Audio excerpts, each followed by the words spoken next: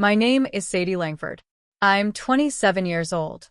For 19 years, my parents called me the slow one, while my sister Olivia collected University of Chicago degrees and inheritance promises. They mocked my dyslexia at dinner tables, excluded me from family decisions, and paid me a fraction of what they paid her. But on Olivia's graduation day at the Drake Hotel, in front of 350 guests, a stranger handed me an envelope that would expose every lie my parents ever told about me. What they didn't know, Grandma Evelyn had been watching. She saw everything. And she left me something that would flip the entire Langford empire upside down. The Langfords were old money Chicago, the kind of family whose name appeared on hospital wings and museum plaques. My father, Robert Langford, ran Langford Properties, a commercial real estate empire my grandmother, Evelyn, had built from a single office in Wicker Park in 1965. By 2025, the company was valued at $95 million. I was born with dyslexia, diagnosed at 6.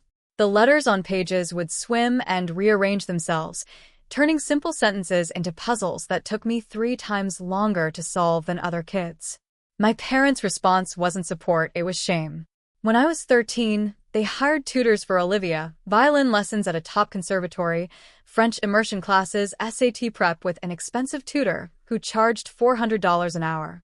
When I asked about getting help for my reading, my mother, Catherine, just sighed. Sadie, we've already spent so much on specialists. At some point, we have to accept that some children just aren't academic. I was 13. I believed her. So I learned to adapt on my own. Audiobooks became my lifeline. I developed a system of visual notes, diagrams, and flowcharts that helped me process information in ways traditional reading couldn't. And every Sunday afternoon, I'd take the train to my grandmother Evelyn's apartment on the Gold Coast, where she'd sit with me for hours, explaining concepts through stories instead of textbooks. Sadie, she told me once, her weathered hand covering mine. You read slower than most, but you see things others miss.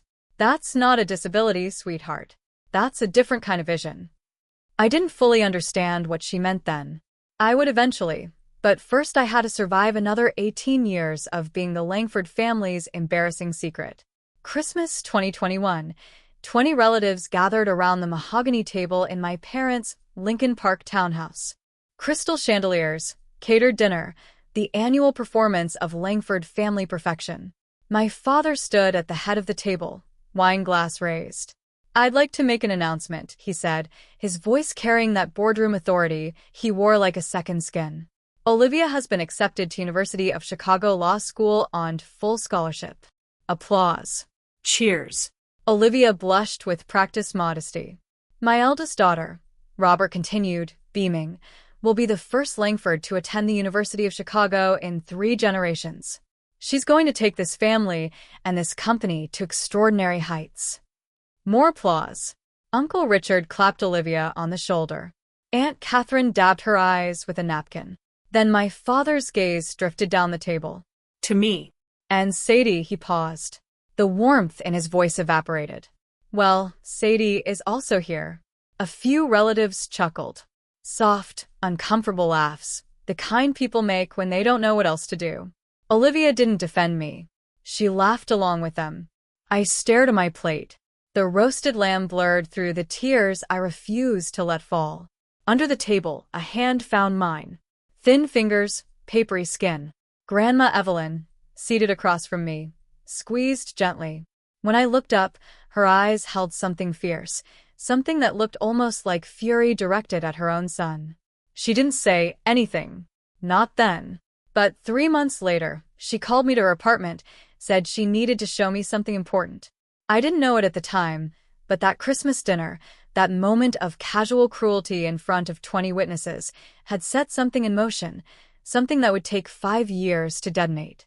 After graduating from a state university in 2024, not an Ivy, never an Ivy, I applied for a position at Langford Properties. I wanted to prove I could contribute, that the family business could be my path, too. My father agreed to hire me as an administrative assistant. Salary $42,000 a year. That same month, Olivia joined as chief legal counsel. Her salary $280,000 plus bonuses. My job consisted of photocopying documents, booking conference rooms, and fetching coffee for executives who never learned my name.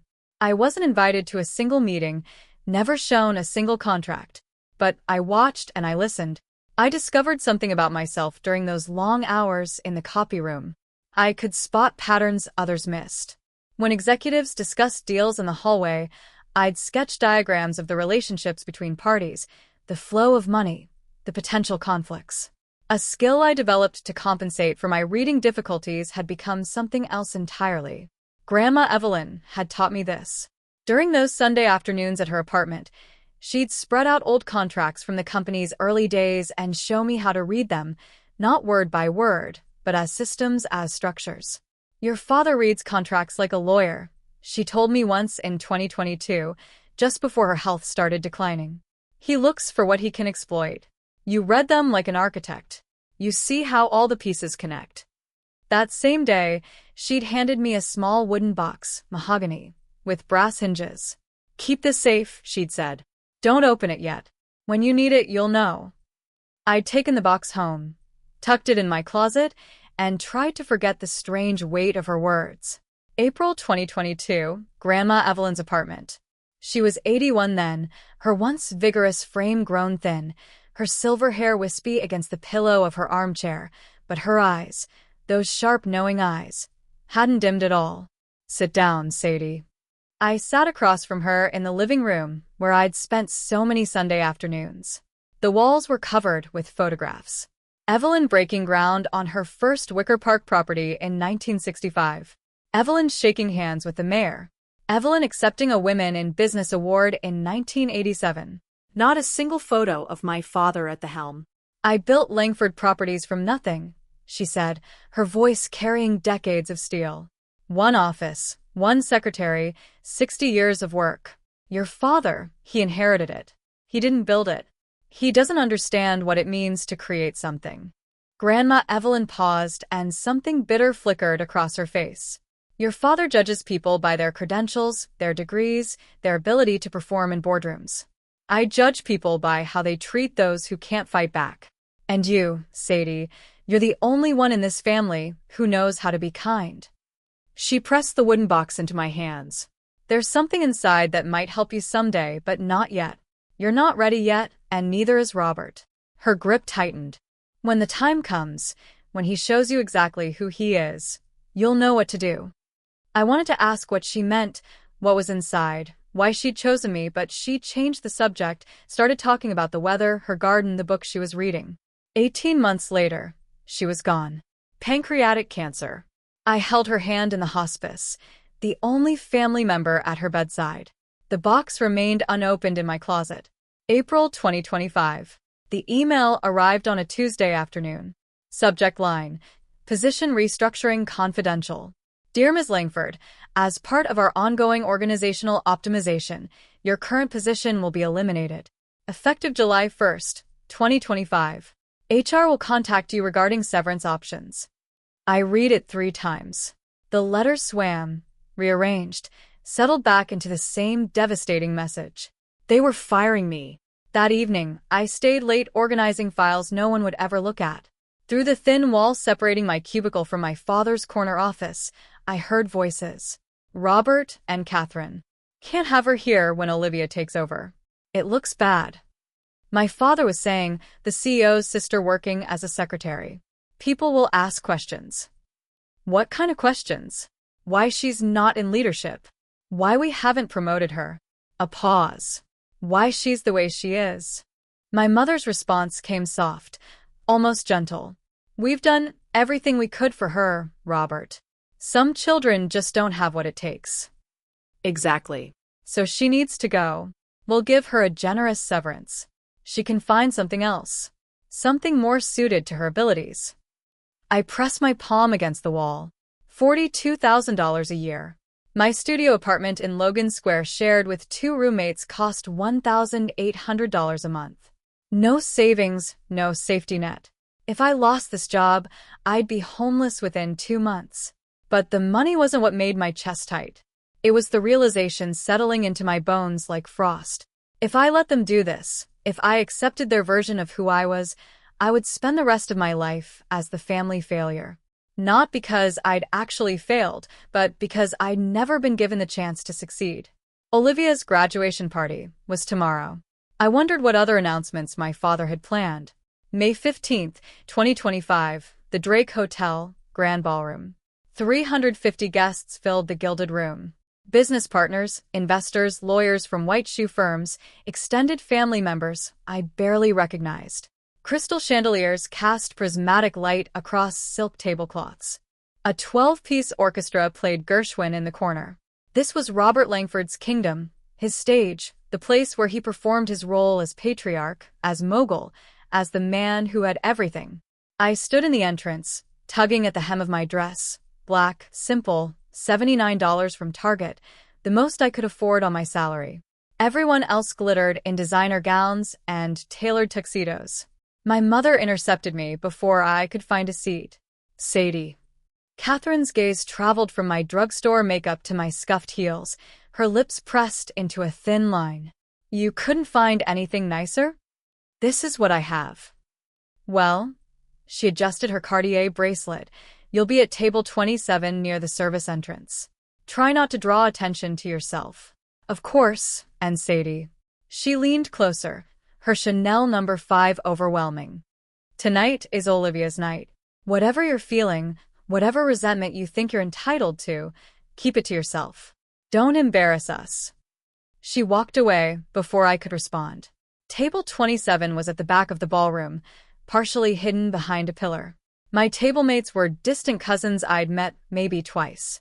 From my seat, I could see the main stage, the massive portrait of Olivia in her Northwestern regalia, the banner reading, "Congratulations, Olivia Langford, University of Chicago Law Class of 2025.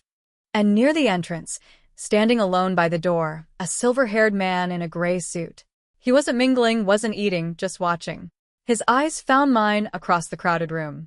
Something cold prickled down my spine. At 8:30 p.m., the orchestra stopped. The lights dimmed. A spotlight illuminated the stage where my father stood. Champagne flute raised. Ladies and gentlemen, thank you for joining us tonight to celebrate an extraordinary young woman. The applause began before he finished the sentence. Olivia graduated top 5% of her University of Chicago law class. She completed a clerkship with Justice Thompson. And last month, she made partner track at a leading Chicago firm in record time. Robert's voice swelled with pride. But tonight, I'm not just celebrating her achievements. I'm announcing her future. Olivia joined him on stage, radiant in emerald Valentino. Effective immediately, Olivia Langford will inherit my entire estate upon my passing. This includes our family residence at 1740 Lakeshore Drive, currently valued at $13 million, a Tesla Model S Plaid, and most importantly, he paused for effect, the position of CEO of Langford Properties when I retire. The room erupted. Standing ovation, camera flashes. Olivia dabbed at her eyes with performative grace. 350 people celebrating, and not one of them glanced at table 27. The cousin beside me, a woman I'd met at a funeral 8 years ago, leaned over. Sadie, right? So, what does that mean for you? I opened my mouth, closed it. What could I say? That I'd just been formally erased from my own family? That the termination letter in my inbox was only the beginning? That every fear I'd ever had about being worthless had just been confirmed in front of everyone who mattered? The applause died down. Olivia hugged our father. Cameras clicked, and through the crowd, the silver-haired man at the door began walking toward me. Slowly, deliberately, like he'd been waiting for this exact moment. The man stopped at my table. Up close, I could see he was older than I'd thought, early 60s, with deep-set eyes and the careful posture of someone who spent his life in courtrooms. Miss Langford. I straightened in my chair. Can I help you? My name is Alexander Reed. He pulled a business card from his breast pocket. Cream-colored, embossed Reed and Morrison, attorneys at law. I was your grandmother's lawyer. My grandmother. The words hit like a punch. Evelyn passed away 3 years ago. I'm aware. He didn't sit, didn't soften. She left something for you, with very specific instructions about when to deliver it. From inside his jacket, He produced a cream envelope, heavy stock, sealed with red wax bearing a notary stamp. What is this? Her will. The real one. His voice dropped. The one your father doesn't know exists. I stared at the envelope. The notary seal read Reed and Morrison. September 12th, 2022. 5 months after that Sunday afternoon in her apartment. 5 months after she'd handed me the wooden box. I don't understand. Your grandmother gave me explicit instructions. I was to deliver this document on the day your father publicly disinherited you. Reed glanced toward the stage where Robert and Olivia were still basking in applause. I believe that just occurred. My hands trembled as I took the envelope. Mr. Reed, what's in here? For the first time, something almost like warmth flickered in his eyes. Mrs. Evelyn told me to tell you. Give this to Sadie on the day Robert shows her exactly who he is. By then, she'll be ready. He straightened his tie. I'll be available when you have questions. You have my card. Then he turned and walked away, disappearing into the crowd. I couldn't breathe in that ballroom. I pushed through the service entrance, found an empty hallway near the kitchen. Fluorescent lights buzzed overhead. The sounds of celebration muffled to a distant hum. My fingers shook as I broke the wax seal. Inside, 3 pages of dense legal text. À notarise de signature. A date, September 12th, 2022. I read slowly, carefully. The letters swam, but I forced them into focus. I, Evelyn Margaret Langford, being of sound mind and body, do hereby revoke all previous testamentary documents and declare this to be my last will and testament. My eyes caught on a paragraph near the middle. To my granddaughter, Sadie N. Langford, I bequeath 51% of my shares in Langford Properties LLC, currently valued at approximately $48 million along with all voting rights associated therewith. I read it again and again. 51% controlling interest. The will continued. This bequest is made with full knowledge of my son Robert's treatment of Sadie. She has been excluded, diminished, and denied opportunity, not due to lack of ability, but due to lack of support. Sadie is not slow. Sadie was abandoned, and I will not allow her father's prejudice to continue after my death. A sob caught in my throat.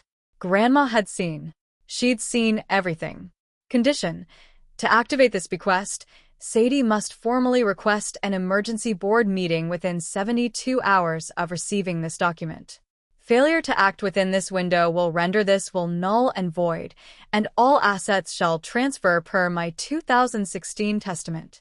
72 hours. The deadline would fall at 8:30 p.m. on May 18th. I leaned against the cold wall, the document clutched to my chest. My grandmother had given me a weapon. Now I had to decide if I was brave enough to use it. Alexander Reed was waiting by the coat check when I emerged. You read it. The 72-hour clause. My voice cracked. Why would she put that in? Your grandmother knew you, Miss Langford. He handed me a second card. This one with a personal cell number handwritten on the back. She knew that if she gave you unlimited time, you might convince yourself not to act. The deadline isn't a punishment. It's permission. Permission to stop waiting for your family to change their minds about you, to take what's rightfully yours. He checked his watch. The deadline is 8:30 p.m. May 18th, 3 days. If you want to proceed, you'll need to submit a formal request for an emergency board meeting. I can help you draft it. Through the ballroom doors, I could see my father still on stage posing for photographs with Olivia. My mother circulated among guests, accepting congratulations as if she'd earned them herself. If I did this, if I invoked the will, I would destroy every relationship I had left. My parents would never forgive me. Olivia would see it as betrayal. But if I stayed silent, I would accept their verdict. I would become exactly what they'd always said I was: the failure, the slow one, the daughter who didn't matter. Miss Langford. Reed's voice cut through my spiral. Your grandmother believed in you. She spent the last 3 years of her life preparing for this moment. The question is, do you believe in yourself? I looked at the will in my hands, at the elegant signature of the woman who'd held my hand under Christmas tables and taught me to read contracts like architecture. I'll call you tomorrow, I said. We're requesting that board meeting. Reed allowed himself a small smile. She said you would. I'm going to pause here for just a moment. If you've ever been underestimated by the people who are supposed to believe in you, if you know what it feels like to be dismissed, I want you to comment the word enough below. Let me know I'm not alone in this. And if you want to see what happened when I walked into that boardroom, keep watching because we're just getting started. Now back to the story. That night, back in my cramped Logan Square apartment, I finally opened the wooden box. My roommates were asleep. The only light came from the street lamp outside my window, casting orange stripes across my bed, where I sat cross-legged, the mahogany box in my lap. The brass hinges creaked as I lifted the lid. Inside, a handwritten letter on Evelyn's personal stationery, a faded document with a 1965 date stamp, and a USB drive, sleek and modern, clearly added much later. I reached for the letter first. My dearest Sadie, if you're reading this, then Alexander has done his job, and your father has done exactly what I feared he would. I'm sorry I couldn't protect you while I was alive, but I can protect you now. The enclosed document is the original partnership agreement from 1965 when I founded Langford Properties with 2 colleagues who have long since passed. Your father has never seen it. It establishes that the founders' shares carry permanent voting rights that cannot be diluted or transferred without board approval. The USB contains something else, something your father hoped I'd forgotten. In 2021, Robert proposed a resolution to reduce my voting rights from 51% to 10%. His stated reason, I was too old to understand modern business. The real reason, he wanted control, and I was in his way. The board rejected his proposal by 2 votes. I was one of those votes. I never forgot what he tried to do. And I never forgave him for the way he treated you to justify it. As though diminishing you somehow proved I was unfit. Use this wisely, Sadie. Not for revenge, for justice. All my love, Grandma Evelyn. I plugged the USB into my laptop. The file was labeled Board Meeting Minutes, March 2021. PDF. My father's attempt to strip his own mother of power. Documented. Time-stamped evidence. May 16th, 9:11 a.m. Patricia Reynolds answered on the second ring. Sadie Langford. Her voice carried the rasp of someone who'd smoked for decades and laughed even longer. I've been wondering when you'd call. You know who I am. Sweetheart, your grandmother and I built half of Wicker Park together in the 70s. She talked about you constantly. A pause. She also told me about the will 3 years ago, right before she passed. I gripped my phone tighter. Then you know what I'm about to do. I know what you're considering doing. There's a difference. Patricia's tone shifted. Sharper now, more businesslike. You want to request an emergency board meeting? That requires 3 board members to sign the petition. I'm 1. You'll need 2 more. Can you help me find them? I can do better than that. I heard papers shuffling in the background. Robert Langford isn't as popular as he thinks. His management style is, let's call it, autocratic.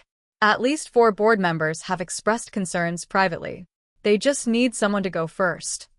Hope sparked in my chest. Who? Richard Holloway. Susan Parker. She corrected herself. They've both been on the receiving end of Robert's temper in closed sessions. I'll make some calls. Another pause. Sadie, I need you to understand something. This isn't going to be pleasant. Your father will fight.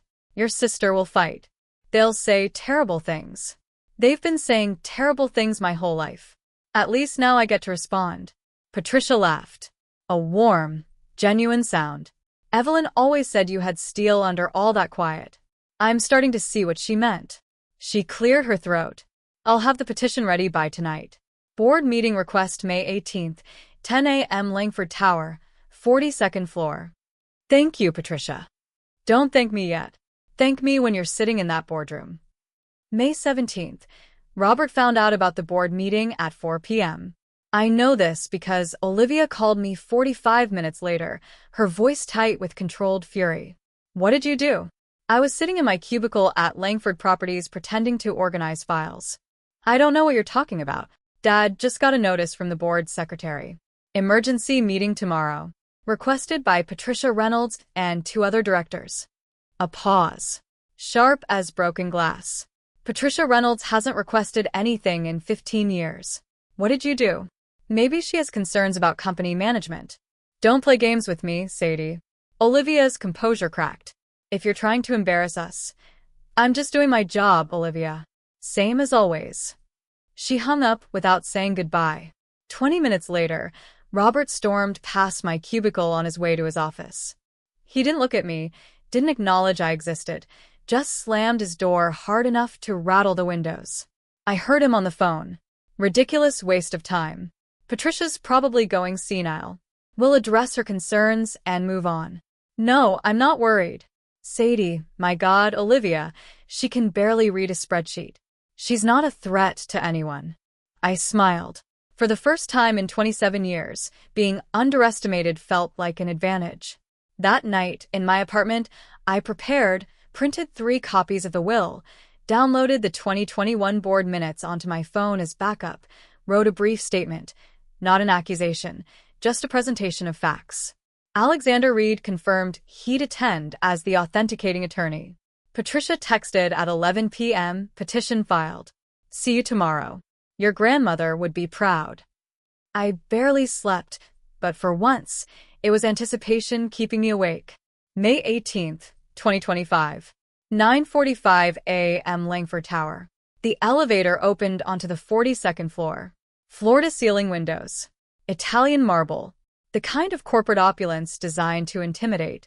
I stepped out in a borrowed gray blazer 2 sizes too big, carrying a leather portfolio I'd bought at Goodwill for $12. The security guard at the boardroom door held up his hand. Name? Sadie Langford. He checked his tablet, frowned. You're not on the authorized attendee list. I'm a Langford Properties employee and I have business with the board. Ma'am, this is a restricted meeting. I can't let you. Is there a problem? Olivia's voice behind me. I turned. She looked immaculate. Navy power suit, Hermes scarf, the uniform of someone who belonged in boardrooms. Sadie. Her smile didn't reach her eyes. What are you doing here? I have information to present to the board. Information? Olivia laughed. A sharp performative sound. About what? You work in the copy room. The nature of my presentation is confidential. You don't even know what ROI stands for. Return on investment. It's not that complicated. Olivia's smile flickered. Before she could respond, our father appeared at the end of the hallway flanked by 2 senior executives. What's going on here? Sadie wants to attend the board meeting, Olivia said. I was just explaining that's not possible. Robert looked at me the way he always did, like I was a stain he couldn't quite scrub out. Sadie, go back to your desk. This doesn't concern you. Actually, a voice called from inside the boardroom.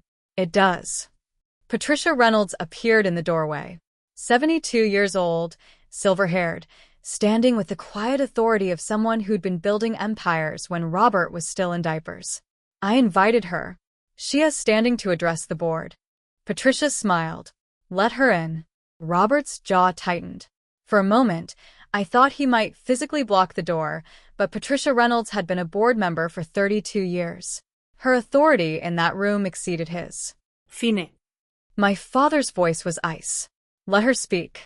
We'll see how long it takes before she embarrasses herself. The boardroom was smaller than I'd imagined. An oval table of polished walnut.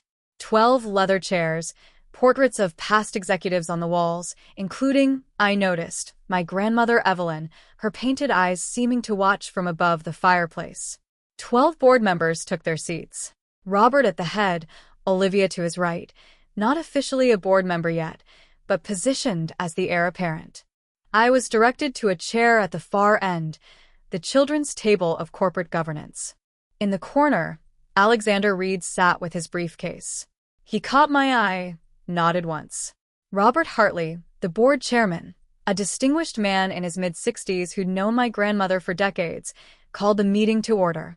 This emergency session was requested by Patricia Reynolds, Richard Holloway, and Susan Parker. Patricia, you have the floor. Patricia rose. Thank you, Robert. I'll keep my remarks brief. She gestured toward me. The matter I wish to address concerns a document that has recently come to light, a document that affects the ownership structure of this company. I yield my time to Miss Sadie Langford. All eyes turned to me. Olivia smirked. Robert leaned back in his chair with theatrical boredom. I stood. My hands were steadier than I expected. Thank you, Mrs. Reynolds. And thank you to the board for allowing me to speak. I opened my portfolio. What I'm about to present may come as a surprise to some of you. I ask only that you listen to the evidence before reaching any conclusions. Robert sighed audibly. I ignored him. Before I could continue, my father raised his hand. I'm sorry, Robert, but before we waste the board's valuable time. Robert stood, buttoning his jacket with deliberate slowness. I need to provide some context. Robert, Patricia started. Sadie is my daughter. His voice carried that patronizing warmth he used for difficult clients, and I love her, but she's not qualified to address this board on any business matter. She works in an administrative role. She has no legal training, no financial background, no strategic experience. Olivia chimed in, her tone dripping with false sympathy. Sadie also has dyslexia. She struggles with reading. We've tried to support her, but she shrugged elegantly. Some limitations can't be overcome with effort alone. A few board members shifted uncomfortably. What we're seeing here, Robert continued, is a troubled young woman acting out, perhaps due to the announcement at Olivia's graduation party. Sibling jealousy is, Mr. Langford. Robert Hartley's voice cut through like a gavel.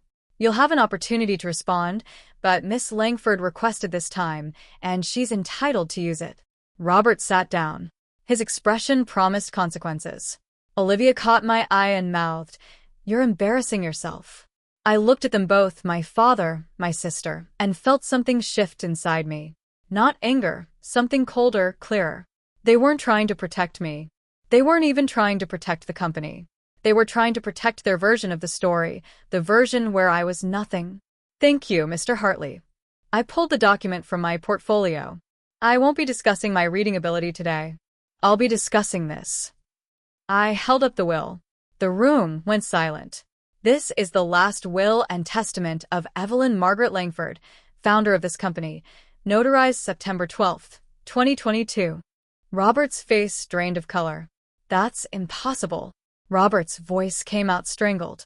My mother's will was executed in 2016. I have a copy. You have a copy of her previous will. I kept my voice level. Clinical. Under Illinois estates law, a subsequent valid will automatically revokes all prior testamentary documents. This will, I placed it on the table, was executed for years after the one you possess. I slid the document to Robert Hartley. Mr. Reed. I gestured to Alexander, who rose from his corner seat. Would you please confirm the authenticity of this document? Alexander approached the table. I'm Alexander Reed, partner at Reed and Morrison. I served as Evelyn Langford's personal attorney from 2008 until her death in 2023. I can confirm this will was executed in my presence on September 12th, 2022. It was witnessed by 2 independent notaries and the original is held in escrow at Chase Private Client.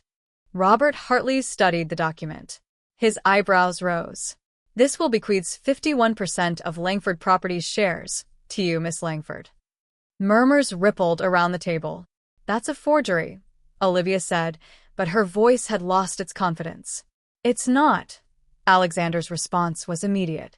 And I'd advise you against making accusations of fraud without evidence, Miss Langford. Reed and Morrison's reputation speaks for itself. Robert slammed his palm on the table. This is absurd. My mother was ill. She was being manipulated. Manipulated? I pulled out my phone. Perhaps you'd like to explain this then. I pressed play on the 2021 board meeting audio. My father's voice filled the room. Evelyn is 81 years old. She doesn't understand modern business. I moved to reduce her voting rights to 10%. The recording ended. The silence that followed was absolute. That recording, Robert's face had turned a mottled purple. That was a private board discussion which Evelyn attended. I kept my voice steady. She recorded it as was her right as a shareholder. Robert Hartley set down the will. His expression had shifted from neutral to something harder. Miss Langford, would you read the relevant passage aloud? For the record. I nodded, took a breath. To my granddaughter, Sadie and Langford, I bequeath 51% of my shares in Langford Properties LLC, along with all voting rights associated therewith. I paused, letting the words settle. This bequest is made with full knowledge of my son Robert's treatment of Sadie. She has been excluded, diminished, and denied opportunity, not due to lack of ability, but due to lack of support. Sadie is not slow. Sadie was abandoned, and I will not allow her father's prejudice to continue after my death. I looked directly at my father. Robert has confused credentials with character, degrees with worth. He tried to strip me of my voting rights because I saw through him. He marginalized Sadie because she reminded him of the kind of person he refuses to be. Robert said nothing. His hands, I noticed, were trembling. The will concludes, I built this company from nothing. I choose who carries it forward. I choose Sadie. Robert Hartley removed his reading glasses. Alexander, you can confirm this document is legally binding. I can. The 2016 will is superseded. As of this moment, Sadie Langford is the majority shareholder of Langford Properties. Patricia Reynolds smiled quietly. Richard Holloway and Susan Parker exchanged glances. And for the first time in my life, I watched my father look at me with something other than dismissal. It was fear. This doesn't prove anything, Olivia said. But her voice had turned brittle. Even if the will is valid, which we will contest, Sadie has no business experience. She can't run a company. I'm not asking to run the company. I address the full board now. I'm asking you to examine the facts. I pulled the 2021 board minutes from my portfolio. March 14, 2021. Robert Langford proposed Resolution 2021 to 2007 to reduce Evelyn Langford's voting shares from 51% to 10%. His stated rationale: I found the passage. The founder is no longer capable of understanding modern business operations. That was taken out of context, Robert said. The resolution failed by 2 votes. Evelyn's vote and Patricia Reynolds's. I looked at Patricia. Is that accurate? Patricia nodded slowly. It is. Evelyn called me that night. She was devastated. Not because of the resolution. She knew it would fail. But because her own son had tried to take everything she'd built. This is ancient history, Robert started. It's evidence. I cut him off. Evidence that my grandmother wasn't suffering from diminished capacity when she wrote that 2022 will. She was protecting herself from her own son, and she was protecting me. Robert Hartley looked around the table. Does anyone else have documentation contradicting what's been presented? Silence. Robert. My father's jaw worked. No words came. Olivia. My sister stared at the table. Her perfect composure had cracked entirely. Richard Holloway spoke for the first time. Robert, I think we need to recess and have legal counsel review these documents. Agreed. Hartley checked his watch. We'll reconvene in 15 minutes. Alexander, please remain available. The board members rose. Conversations broke out in hushed tones. Robert didn't move. He sat frozen, staring at his mother's portrait on the wall. I wondered if he could feel her watching. 15 minutes stretched into 45.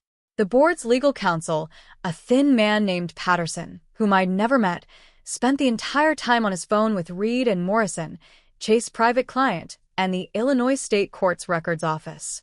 I sat alone at the end of the table. Alexander Reed brought me a glass of water. Patricia Reynolds patted my shoulder as she passed. Robert and Olivia huddled in the corner, their whispered argument growing increasingly heated. Finally, Patterson returned to the table and whispered in Robert Hartley's ear. Hartley's expression flickered, surprise, then resignation. Please take your seats. The board members filed back to their chairs. The tension in the room had crystallized into something brittle. Our legal counsel has confirmed the following. Hartley read from his notes. The will presented by Miss Langford is valid under Illinois state law. It supersedes all previous testamentary documents. Effective immediately, Sadie Langford holds 51% of Langford Properties shares. Someone inhaled sharply. Additionally, Hartley continued, as majority shareholder, Miss Langford has the right to propose motions to the board, including matters pertaining to executive leadership. He looked at me. Miss Langford, do you have any motions you wish to bring forward? I stood. My heart was pounding, but my voice held steady. I have one motion. Robert rose from his seat.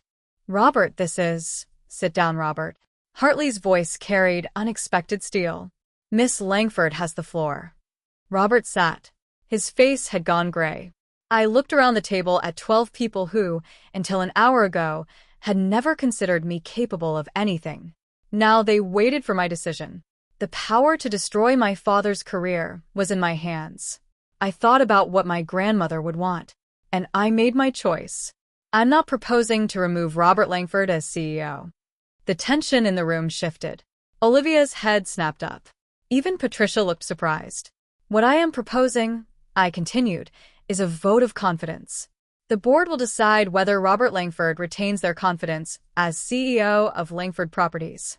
If the majority votes no confidence, he resigns. If the majority votes confidence, I will not interfere with operational leadership during my tenure as majority shareholder. This is absurd. Olivia stood. You're turning this into a spectacle, a revenge fantasy. No. I met her eyes. This is corporate governance. The same process that exists in every well-run company. The same process Grandma Evelyn established in our bylaws 40 years ago. I paused. If Dad has the board's confidence, he has nothing to worry about. Robert Hartley studied me for a long moment. Something like respect flickered in his expression. Is there a second for this motion? Seconded. Patricia Reynolds didn't hesitate. Then we'll vote. All those expressing confidence in Robert Langford as CEO, raise your hands. For hands went up. Robert's allies. People who owed their board seats to his recommendations. All those expressing no confidence. 7 hands rose. Robert Hartley counted twice. Then he set down his pen.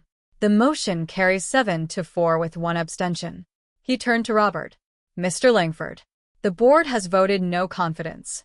Per Section 14.3 of our bylaws, you have 30 days to tender your resignation. Robert said nothing. He stood, looked at me. Really looked at me. For what might have been the first time in my life, I expected rage, hatred, threats.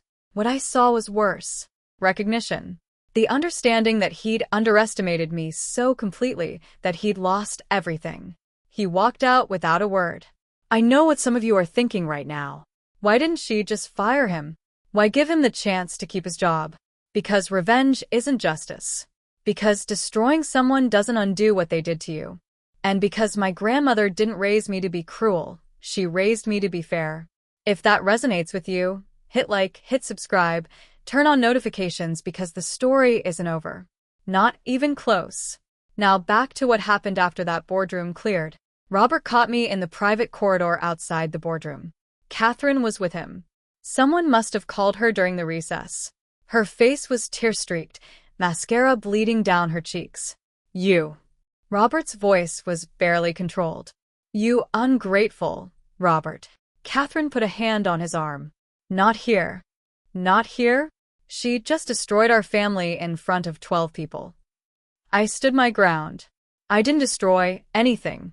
I told the truth. The truth. Robert laughed bitterly. Your grandmother was manipulated.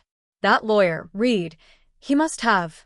Grandma Evelyn wrote that 5 months after you tried to strip her of power because she saw exactly who you are. My voice didn't waver. You didn't lose because I betrayed you. You lost because you betrayed her. Catherine stepped forward. Sadie, sweetheart, you have to understand. We were trying to protect you. You've always struggled. We didn't want to put pressure. You didn't protect me. You erased me. 27 years of silence crystallized into words. Every Christmas dinner, every family photo, every conversation where you talked about Olivia's achievements and pretended I didn't exist. That wasn't protection.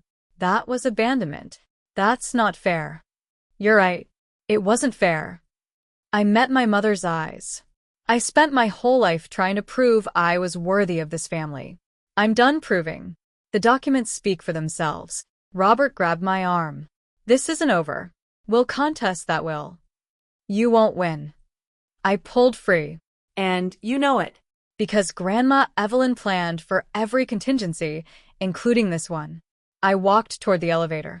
Behind me, I heard my mother's voice. Sadie, wait. I didn't wait. For the first time in my life, I didn't need their permission to leave. The elevator doors closed on my parents' faces. I leaned against the brushed steel wall, finally allowing myself to breathe. The adrenaline that had carried me through the past 2 hours began to ebb, leaving something unexpected in its wake. Not triumph, not satisfaction, grief. I'd just severed 27 years of hoping things would change, of believing that if I was patient enough, quiet enough, good enough, my parents would eventually see me, love me the way they loved Olivia. That hope was dead now. I'd killed it myself. The elevator descended 42 floors.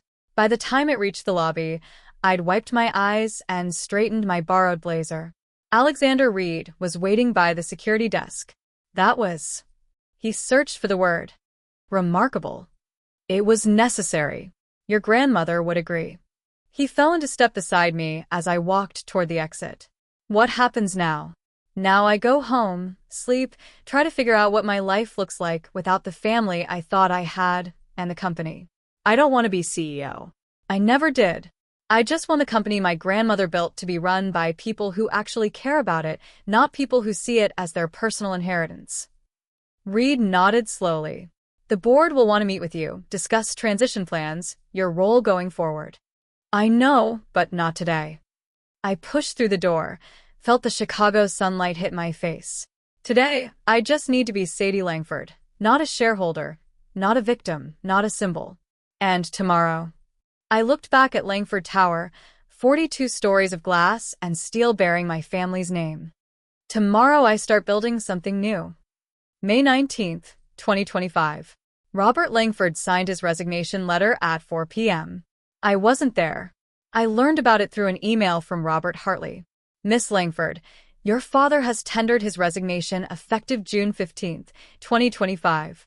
The board has appointed me as interim CEO while we conduct a search for permanent leadership. Additionally, the board has voted to offer you a formal position, strategic advisor to the board. This role would allow you to participate in major decisions while you determine your long-term relationship with the company. Please let me know your thoughts. Regards, Robert Hartley. I read the email 3 times. Have it. And then forwarded it to Alexander Reed for review. His response came within an hour. Fair offer. No hidden strings. Congratulations, Sadie. That evening, an all-staff email went out to the Langford Properties team. Effective June 15th, Robert Langford will step down as CEO. Robert Hartley will serve as interim CEO. Additionally, the board welcomes Sadie Langford as a strategic advisor in her capacity as majority shareholder. We thank Robert for his years of service and wish him well in future endeavors. My phone buzzed with messages. Colleagues I'd worked beside for 2 years, people who'd never learned my name suddenly wanted to have coffee, to reconnect, to catch up. I ignored most of them. But one message stood out, from Patricia Morales, an executive assistant who'd started at the company in 1987, who'd worked directly with my grandmother. Sadie, Evelyn used to talk about you constantly. She said you saw things others missed. I never understood what she meant until today.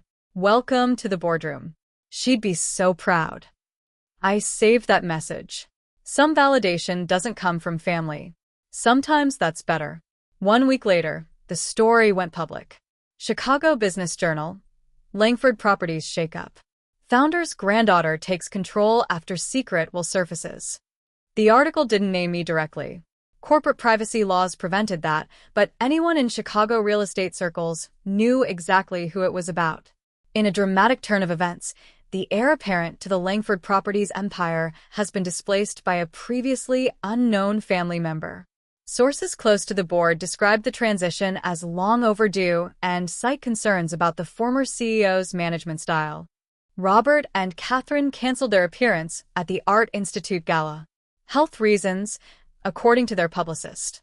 3 investment partners requested meetings with me personally, not with my father, not with the board, but with me. 2 of them, after an hour-long conversation each, confirmed they'd continue their relationship with Langford Properties.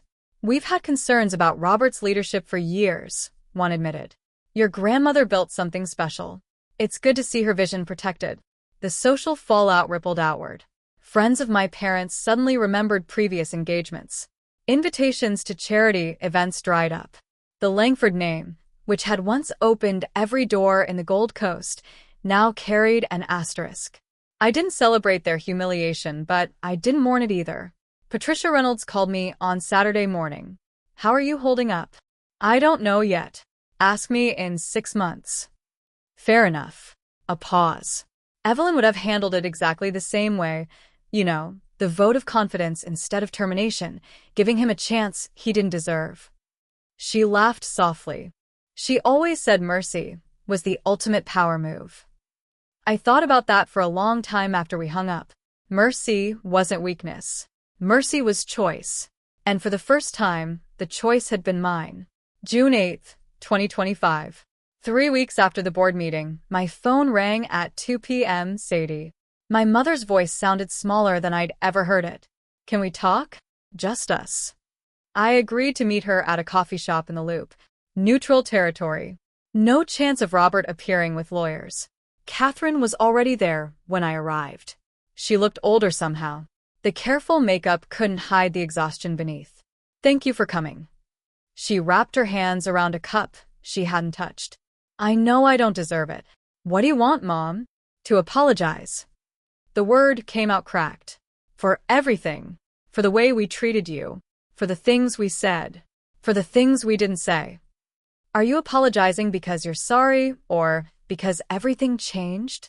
She flinched. The question hung between us like smoke. Both, she finally admitted. I'm ashamed to say it, but both. Her eyes welled. I was so focused on Olivia's success, on maintaining appearances. I told myself we were protecting you from expectations you couldn't meet. But that was a lie. I told myself so I wouldn't have to feel guilty. You let Dad call me worthless in front of family, in front of business partners. You never defended me, not once. I know. A tear slipped down her cheek. I know, and I can never undo it. But Sadie, I don't want to lose you entirely. I don't know if that's even possible anymore, but I had to try. I looked at this woman who'd been my mother for 27 years, who'd braided my hair as a child and forgotten my birthday as an adult. I can't pretend the last 19 years didn't happen, I said slowly. But I'm willing to try building something new, something honest. She nodded, unable to speak. It wasn't forgiveness, but it was a start. August 2025, 2 months later, Olivia called while I was walking through Millennium Park. I almost didn't answer. Sadie, I know I have no right to ask, but can we meet? There's something I need to say. We sat on a bench near the bean. The August heat pressed down like a weight. Olivia looked different. The armor of perfection she'd worn her whole life had cracked. Dark circles under her eyes, hair pulled back carelessly. I've been in therapy, she said without preamble. Since May, 3 times a week. That's good. It's brutal. She laughed humorlessly. Turns out being the golden child isn't actually a gift. It's a different kind of cage. I waited.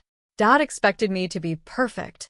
Every grade, every achievement, every award was never enough. It was just the baseline for what came next. She stared at the fountain and the way they treated you. I told myself it was just how things were, that you were different, that I was protecting you by not challenging them. You weren't protecting me. No. I was protecting myself because if I defended you, I became a target, too. She finally looked at me. That's not an excuse. It's just the truth. What do you want from me, Olivia? Nothing. I don't deserve anything. Her voice cracked. I just wanted you to know. I see you now. Really see you. And I'm sorry I didn't look sooner. We sat in silence. 2 sisters who'd grown up in the same house as strangers. I can't go back to how things were, I said finally. But I'm not interested in staying enemies either. Maybe we start over from scratch. Olivia's eyes filled with tears. I'd like that. It wasn't the sister relationship I'd wanted as a child, but maybe it could become something real. November 2025, 6 months after the board meeting, I moved into my own apartment in Wicker Park. 1 bedroom, pre-war building, a view of the park my grandmother had walked through to her first office in 1965. The rent was more than I'd ever paid, but I could afford it now. My new salary as Director of Sustainable Development at Langford Properties, $185,000 a year, plus dividends from my shares. The title was my idea. A new division focused on green building practices, sustainable real estate, environmental impact assessments, the kind of innovation my grandmother would have championed if she'd lived to see it. Robert called once a month now, short conversations, polite. He asked about the weather, about my new apartment, about work. We both pretended the past hadn't happened. It was easier that way. Catherine and I had lunch every other week. Slowly, awkwardly, she was learning to see me as a person instead of a problem. It wasn't the mother-daughter relationship I dreamed of, but it was honest, which was more than we'd ever had. Olivia and I got coffee on weekends sometimes. We were learning each other, really learning for the first time. She told me about the pressure she'd carried. I told her about the loneliness. Neither of us pretended the past was okay, but we were writing a new story. On the wall of my apartment, I'd hung my grandmother's portrait, the same one that had watched over the boardroom for 40 years. Sometimes, when the evening light hit it just right, I could almost see her smiling. "You did it, Grandma. You gave me the tools. I just had to be brave enough to use them." 6 months ago, I was invisible. Now I was finally fully myself. Looking back, I understand something now that I couldn't have understood at 26. My grandmother didn't leave me 51% of her company because I was better than Olivia. She left it to me because she knew I wouldn't let power corrupt me the way it had corrupted my father. Dyslexia isn't my flaw. It's part of who I am, like my visual memory, my patience, my ability to see patterns others miss. The things that made me slow in my parents' eyes were the same things that made me see the truth when everyone else looked away. Robert judged worth by credentials, by degrees, by performance. Evelyn judged worth by character, by kindness, by the way people treated those who couldn't fight back. And now, finally, I get to judge my own worth. Not by what my parents say, not by what my sister achieved, not by what any stranger on the internet thinks, by my own standard, my own measure, my own truth. If you're watching this and you recognize yourself in my story, if you've ever been the overlooked one, the dismissed one, the one they said would never amount to anything, I want you to know something. You don't need a secret inheritance to prove your value, but you do need to give yourself permission to stop seeking approval from people who will never give it. Boundaries aren't walls, they're doors. They let you decide who gets access to your life and on what terms. My family hurt me for 27 years, but I didn't need to hurt them back to find peace. I just needed to stop waiting for them to see me and start seeing myself. That's the real inheritance my grandmother left me, and nobody can ever take it away. If this story meant something to you, if it reminded you that your worth isn't determined by the people who failed to see it, I want to hear from you. Subscribe, hit the bell, leave a comment telling me your story. And if you want more stories like this, stories about ordinary people who found the courage to stand up for themselves, check the link in the description. Thank you for being here. Thank you for listening. Until next time.